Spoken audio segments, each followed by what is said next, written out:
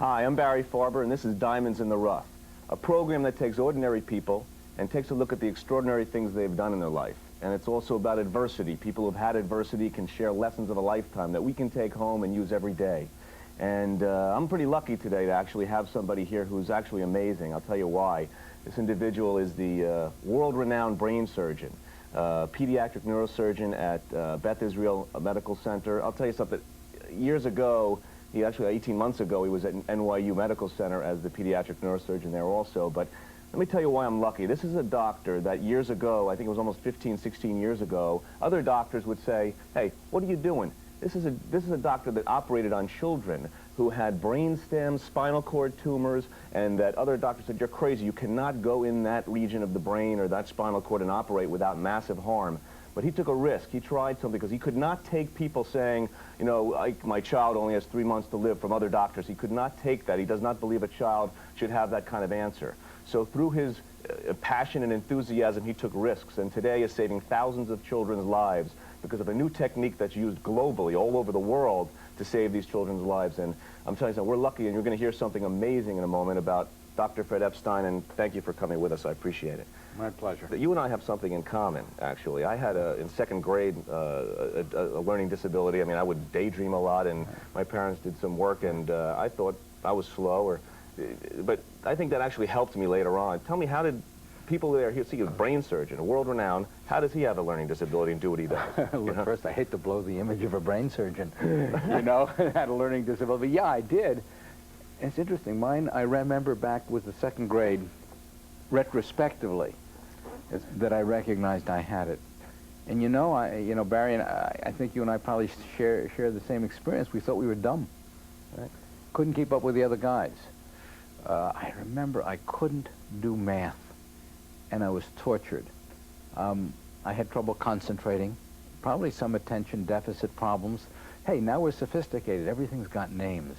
But then it didn't. Then you just felt stupid, and everybody got mad at you. And I'll tell you, the fact that I've made it is kind of an illustration that almost anybody can.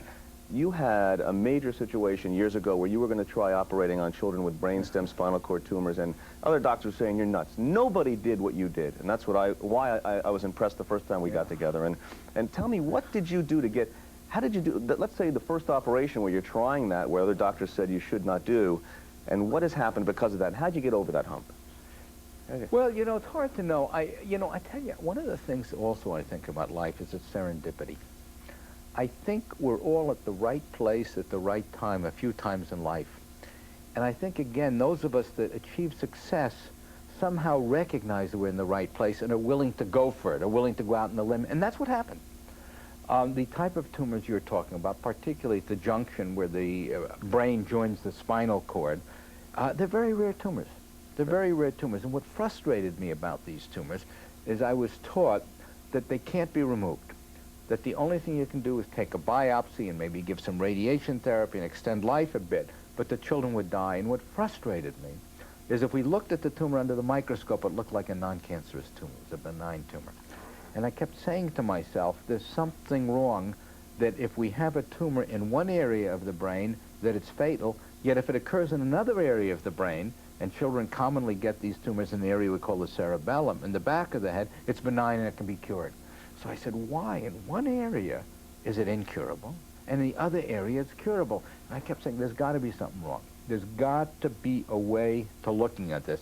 We've got to figure this out. There's something I read a while ago, and you said, you know, you see such soul, as you quoted, and it was about a child who said, you know, Dr. Epstein, do me a favor, give me one more summer. What are you going to take out? Oh, my God, do I remember that. What a beautiful, you know, Barry, you remember your failures more than your successes. True. This was a failure, even though we could help the girl do what she wanted. This was a beautiful girl.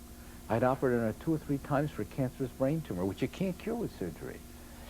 And each time it came back, and I'd taken care of her for 2 or 3 years, and I'll never forget, she said, I want to talk to you without my mother here. This was in July, and she was back in the hospital, and she had symptoms. And she said, look, I know what's happening. She was only 14 or 15, I think. She said, I want this summer. If you operate once more, can I get the summer? And I said, I think so. She said, do it. I did it. She had the summer.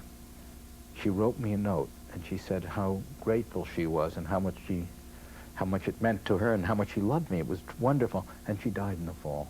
I have never, ever forgotten that.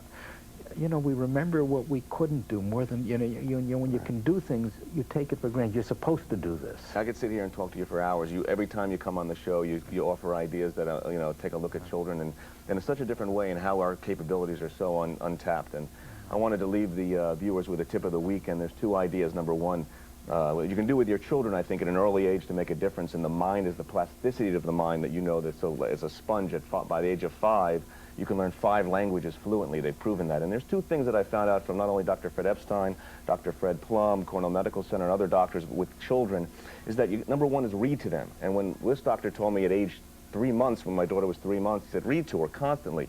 I said, they can't pick up sounds, that, you know, words that way. They pick up sounds, vowels. They see colors. It's a bonding effect. And constantly you're holding them. The second most important thing for children to develop fast is recognition.